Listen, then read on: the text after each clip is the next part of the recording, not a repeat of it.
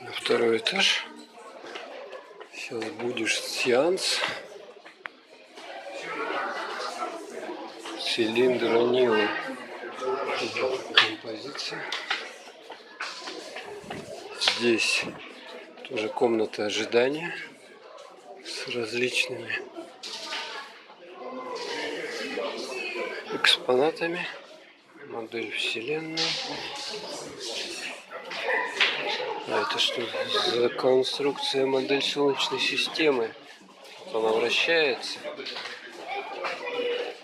Там здесь съемка. О! Такой шарик плазма. А здесь что у нас?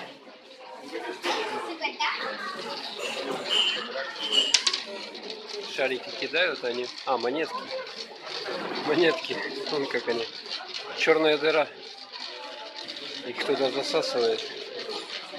Слушай, видишь, как прикольно крутится? Ой. Памс.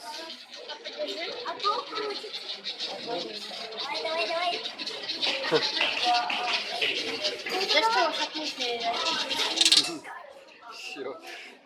Прикольно. Кидают круглую. И он вот так вот крутится. Так, ладно. Что тут еще есть? Это солнечная тарелка, зеркальная тарелка, глобус. Здесь различные у нас. А, это чем питаются на борту космического корабля.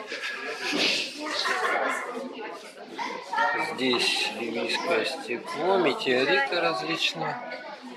Вот это прикольно, что летает. А это первый телескоп такой был, больше 40-футовый. Угу, точно. Гершеля. Такой экран. И здесь мы видим какие-то старинные теодолит. А, это теодолит, логарифмическая линейка и другие приборы. Проекционный фонарь, подзорная труба. А, ну это да, это плазма. Плазменный. Вот. Смотрите. Какая-то плазменный шар. И здесь еще один экспонат. Такой вот.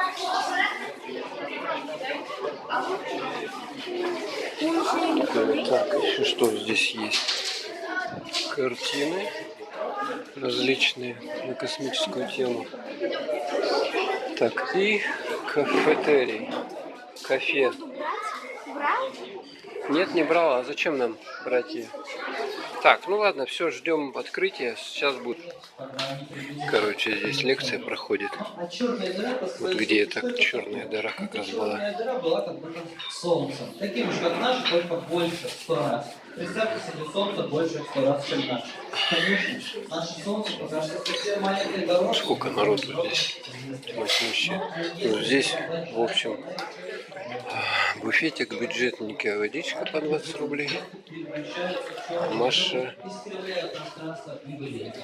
Это что такое? Интерактивный экспонат. Турбулентный глобус. Турбулентный глобус.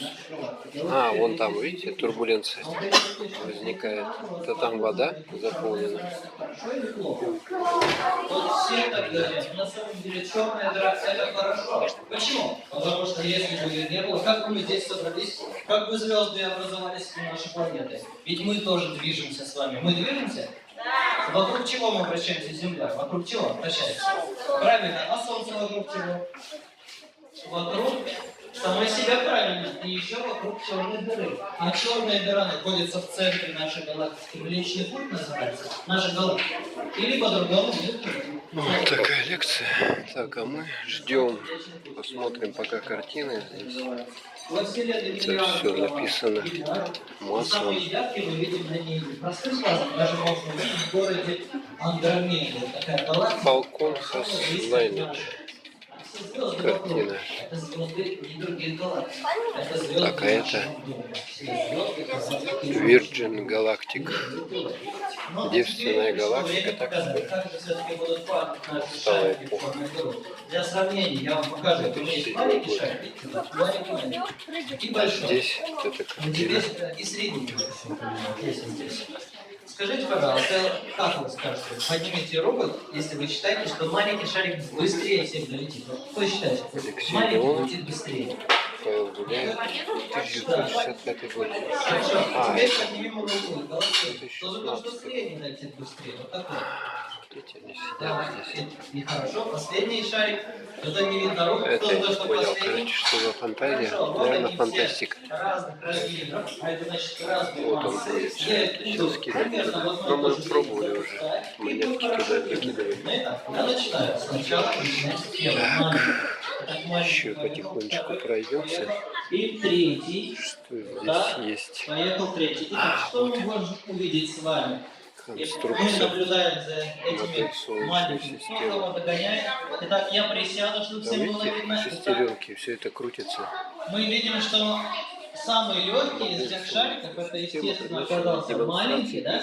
Он летит быстрее всех впереди. И также центре звезды, Солнца если это они легкие, но по объекты будут долго вращаться. Посмотрите, как интересно происходит 4 движение. телевизора Panasonic, Мы видно, в телескоп вращение звезд на не которых видим, это очень далеко. проецируется, Но на самом деле самые большие показывается телескопы, картинка или те, которые в космосе находятся, Межорбитальной они это космической движение станции видят «Мир», сквозь видать. газов и пыли облака, которые находятся в нашей галактике.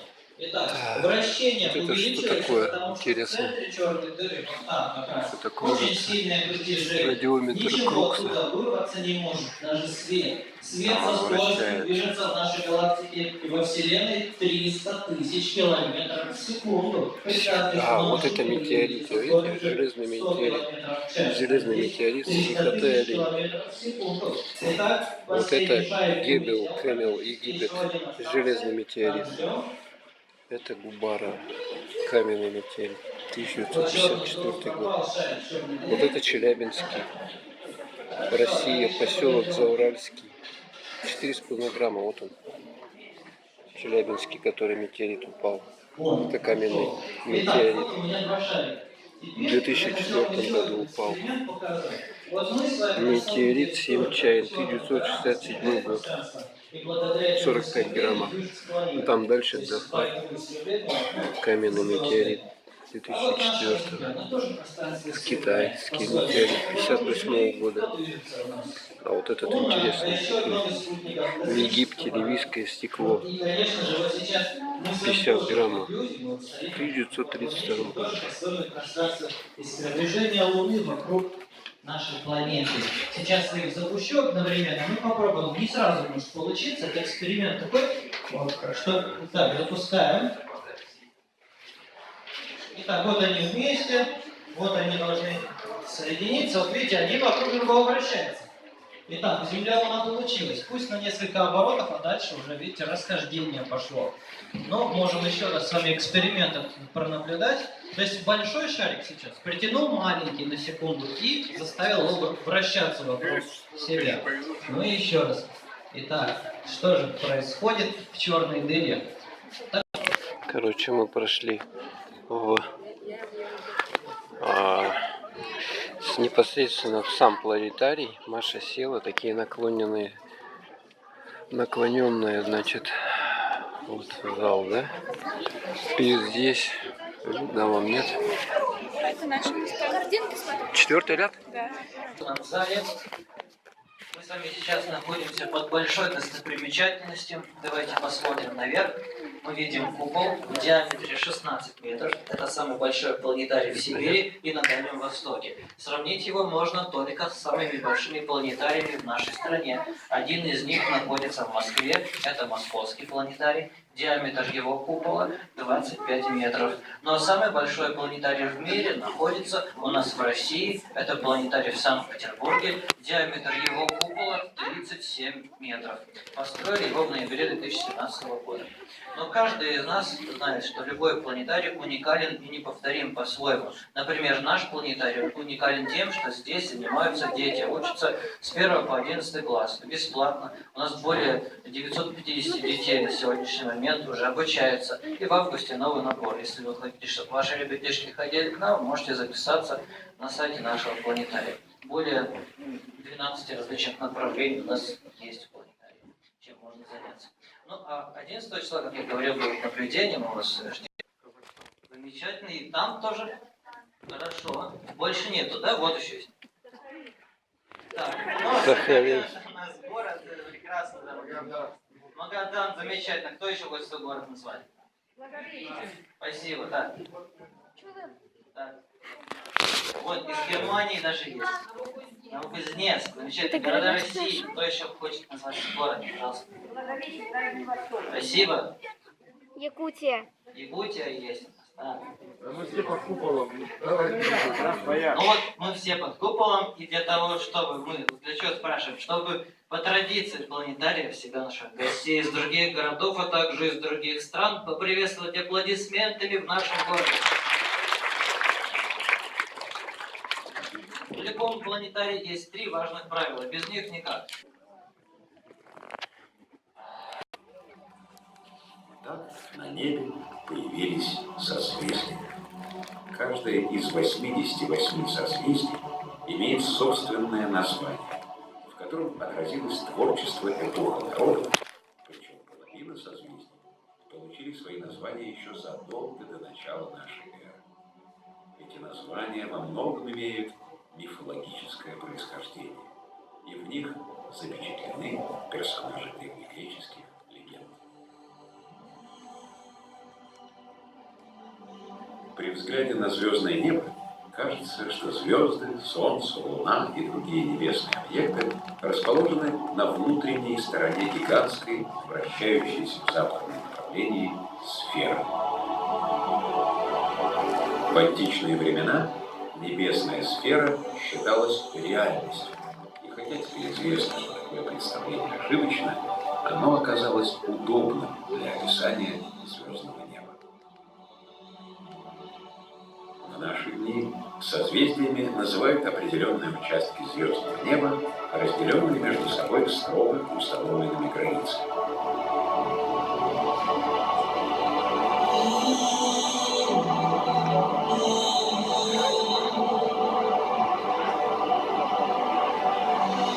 Первые по блеску звезды созвездия принято обозначать буквами греческого алфавита с добавлением названия созвездия.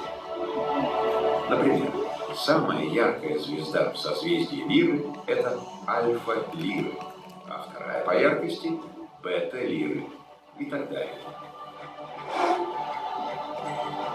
Следующие 26 звезд обозначаются буквами латинского алфавита. Начиная с 51-й по блеску, звезды обозначаются просто порядковыми номерами.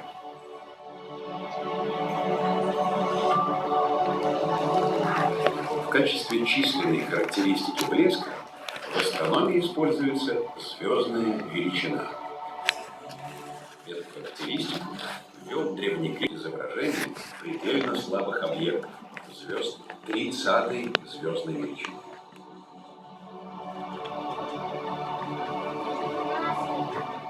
Наиболее яркие звезды, или имеющие какую-то заметную особенность, кроме обозначения, имеют еще и имена собственные, как правило, арабского или греческого происхождения.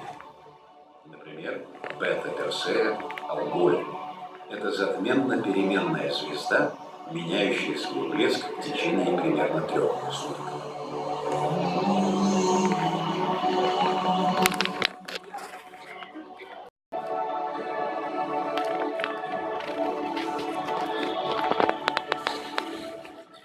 Женской ревностью, они пожаловались богу Марии Посейдону. И он напустил на берега Эфиопии страшное морское чудовище.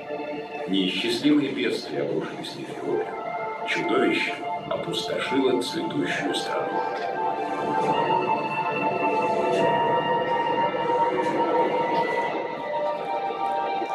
Цефей – созвездие северного полушария, яркие звезды которого образуют форму неправильного пятиугольника.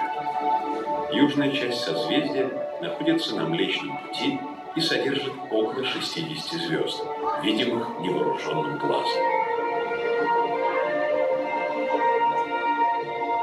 В Цефее нет очень ярких звезд. Альфа Цефея носит название Альдеранид. Двойная звезда Дельта Цефея открывает класс переменных звезд Цефеида. Она изменяет свой блеск с периодом около 5 суток.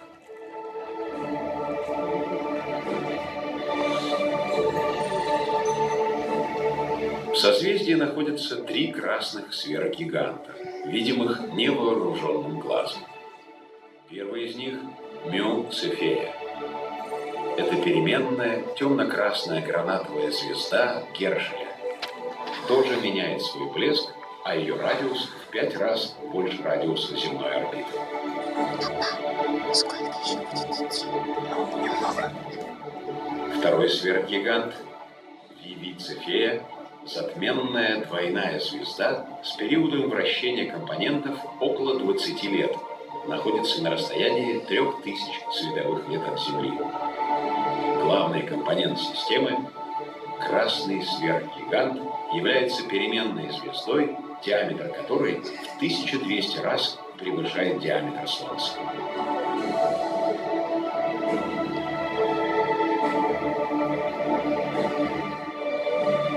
Третий сверхгигант – это HR 8164.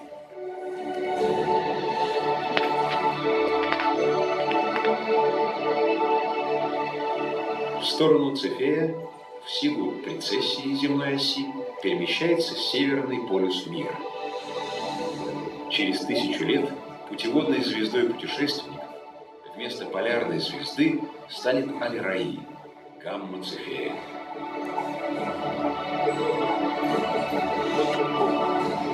Двойная звезда Аль-Раи находится на расстоянии 45 световых лет от Солнца, но видна и невооруженным глазом. И это первая двойная звезда, у одной из компонентов которой была открыта планета.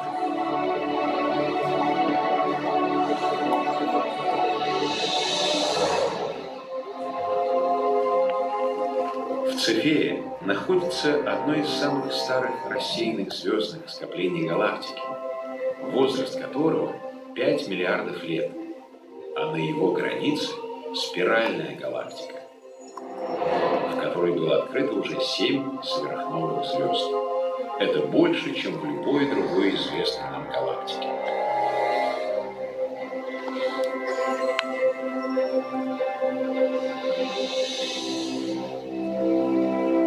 Найти созвездие Цефея несложно, поскольку оно граничит с созвездиями Кассиопеи и Малой Медведицы. Звезда Альфа Цефея находится на воображаемой прямой, соединяющей Альфа и Бета Кассиопеи, на расстоянии в 4 большем, чем расстояние между этими звездами. Вернемся к мифу о Цефее и Кассиопее. Цефей, спасая свое царство, прибегнул к крайней мере. Чтобы умилостивить Посейдона, он решил пожертвовать чудовищу свою единственную дочь Андромеду.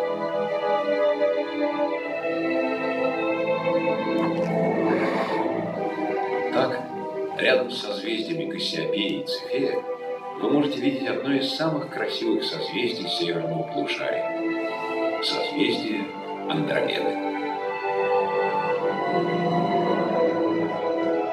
Созвездие Андромеды находится на продолжении воображаемой прямой от звезды Алиот, Эпсилон Большой Медведицы, через Полярную и через созвездие Кассиопеи, мимо звезд Шедар и Каф.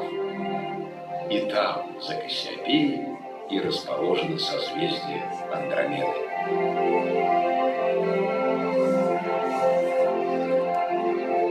Оно имеет характерный рисунок. где 3 самых ярких звезды располагаются в линии.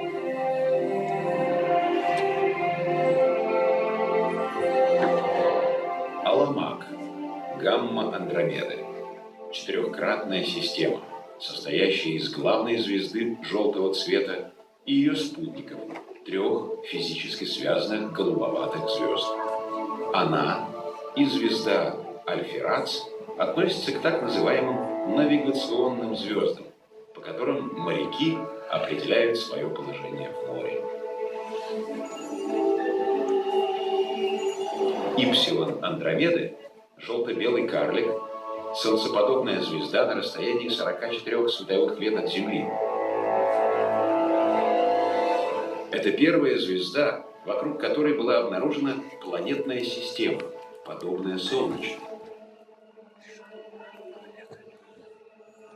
Омикрон Андромеды – звездная система, находящаяся на расстоянии 692 световых лет от Земли.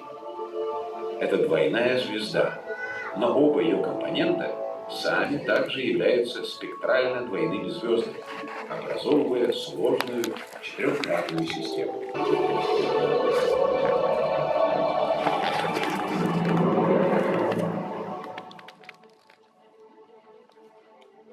Так, в древности жрецы вели счет времени, предсказывали начало сельскохозяйственных работ и разливов рек. Прокладка караванных путей, военные походы, сезонные перемещения кочевых племен, мореплавание – все это побуждало искать способы ориентирования по Солнцу и звездам. И именно эти обстоятельства побудили древних внимательно изучать звездное небо.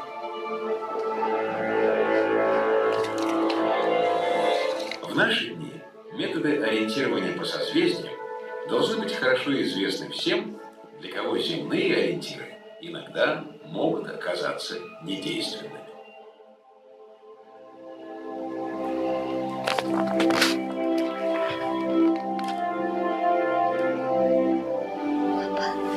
Нашу эру называют космической. В начале прошлого века Константин Эдуардович Циолковский, основоположник отечественной космонавтики, сказал: «Человечество не останется вечно на Земле, но в погоне за светом и пространством сначала робко проникнет за пределы атмосферы, а затем завоюет себе все околосолнечное пространство». Запуск спутников к далеким планетам, активное освоение космического пространства уверили людей, что в ближайшее время все так и произойдет. И в дальних космических полетах лишь звезды станут нашими ориентирами. Пройдут века, и межзвездный корабль, уносящий землян к далеким звездам, будет прокладывать свой путь по сверхновым и цефеидам, до сих пор загадочным маякам Вселенной.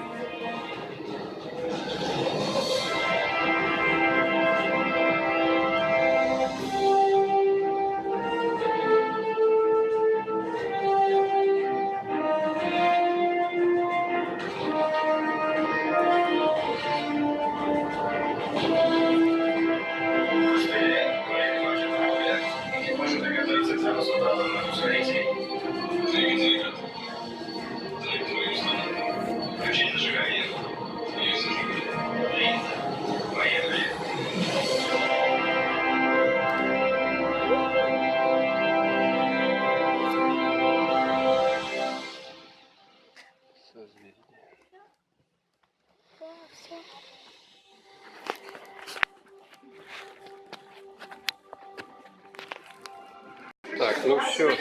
Я не знаю, что там было видно. Я пытался снимать. Но... Вот еще, короче, здесь картины. Интересно. А мы все уже, Маша не терпится выходить. Уже время 4 часа. И мы спускаемся. Все тут вроде бы засняли, сфоткали.